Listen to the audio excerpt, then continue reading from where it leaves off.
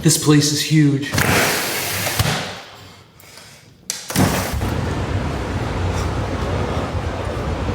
Whoa.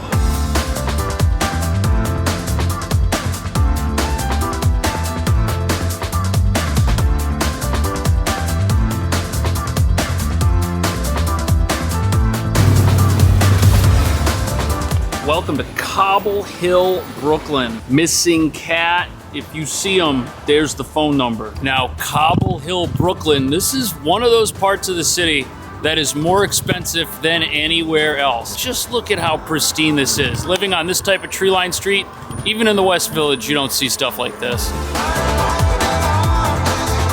This is convenient. If you ever want to leave, this is the closest train, and you got some options, the 2, the 3, the 4, the 5, and the R. We're also by a college or something, and that is a statue of Christopher Columbus. I didn't know that he was only like 3 feet tall.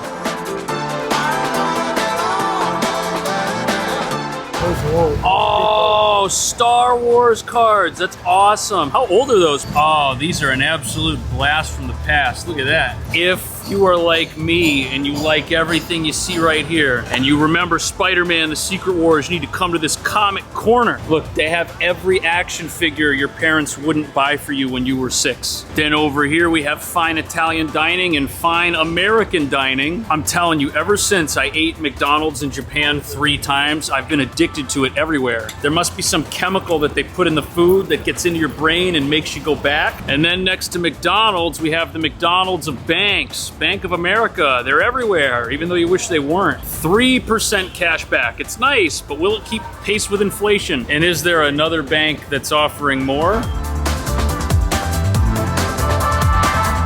If you ever run out of tiki torches, this discount place has a whole bunch. You can also get yourself an espresso maker, a bagel slicer. Ooh, and check that out, the pickle jar plus. And a bird feeder, which won't attract rodents here in New York City. There's also a hardware store, and then boom, Paris Baguette. I like Paris Baguette, but it's like Dunkin' Donuts and Starbucks on steroids. Lots of sugar, very sweet, very good. A gyro. I probably said that wrong, but look, they got the meat right in there. I bet you this place is pretty good. But hand-rolled hot bagels, that's probably the best breakfast spot here. It's a deli, but you know they got a good breakfast sandwich if they're paying rent on this block in New York. Yes. We've driven out there to the hot.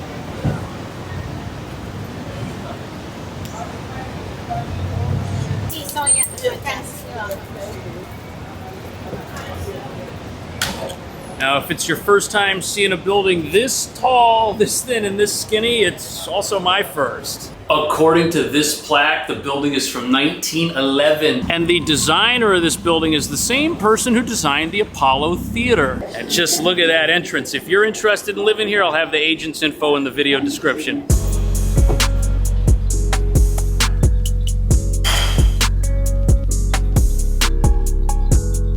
So the crazy thing about this building is even though it's old, they've kept stuff that matters, like the stained glass door on the package room right here, and this copper light fixture, that's pretty sweet, kind of wraps around. And look at this stairwell. This is like something out of a movie. Look at that. Okay, so up here at the very top of the building, there's a skylight, and that's the roof, but you see all those alarms? Since we're not in Manhattan's East Village, they probably work.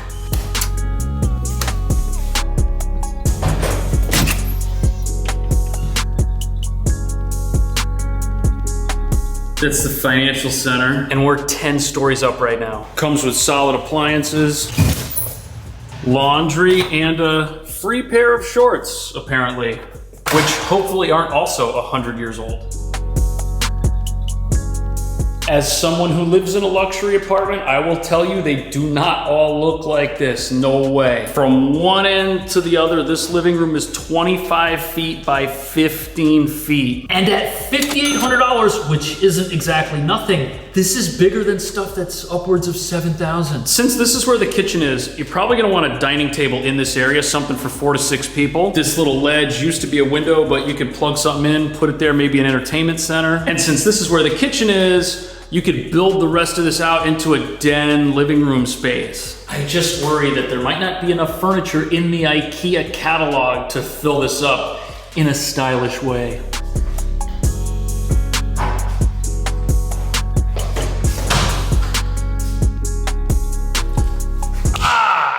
I was so excited by these closets. Yes, there's still a lot of space, but we are sharing with the equipment. Well, it is what it is.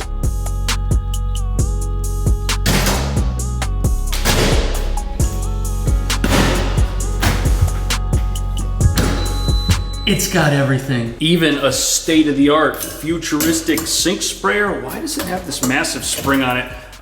It's so complicated. I don't even understand it myself. But look at this big window right here. That's great if you burn something in this kitchen because you can't use the expensive oven. All the flames can just go right out here and not smell up your place. Fridge looks expensive, has all these lights inside and some science-y stuff for you tech nerds out there. That'll keep your eggs cold. And look at the cabinets. We've got storage everywhere in here. There's also 1, 2, 3, 4 sets of outlets, which means you can clutter your countertop with all the stuff we saw at that discount store, like the bagel slicer and the espresso maker.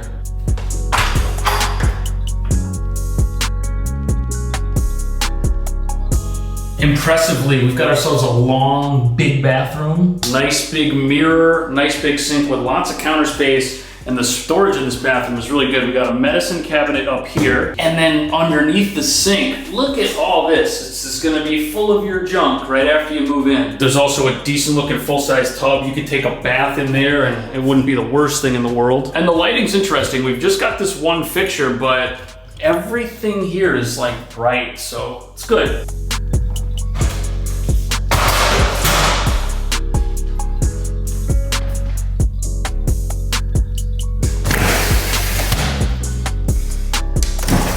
Probably not supposed to do this. Okay, hope you don't have vertigo because that is a really long drop. Look at that. I never realized how beautiful these other old buildings are. Look at all those weird little details up there. It's so crazy. That one over there, same thing. Just look at the upper 2 floors. Even our building, they just don't put stuff like that in these anymore. Everything now is like a modern glass tower like that. I'm just blown away that this piece of history still exists and is more livable than any of the new stuff. Speaking of which, look at the size of this bedroom. This is like an entire studio apartment anywhere else in town. This is 15 feet by 11 and a half feet. And we've got 1, 2, 3 windows, a decent closet. Oh, this actually goes a little bit further back. But if this isn't enough storage for you, even though it's a walk-in closet, as I just showed, you could probably get desks and a little office setup in here. I'm guessing the bed is gonna go in that corner. Also, the apartment has central air. There's vents everywhere, which means you wouldn't have to dangerously install an air conditioner up here on the 10th floor. I tried to open that, it's probably locked. Very nice to see that window is present here in this second bedroom. Now we do have the blocked off window over here, but I think you could use that for something. The dimensions here are about what they were next door, so sharing this apartment with somebody else won't feel unfair. And if you're fortunate enough to not need a roommate for a place like this, I think this would be a fantastic home office. Thanks, I just finished, I appreciate it. All right. Time to go so the workers can finish everything up. Subscribe if you had fun. Check out the video description if you want to live here, and then pick something else. I'll see you soon.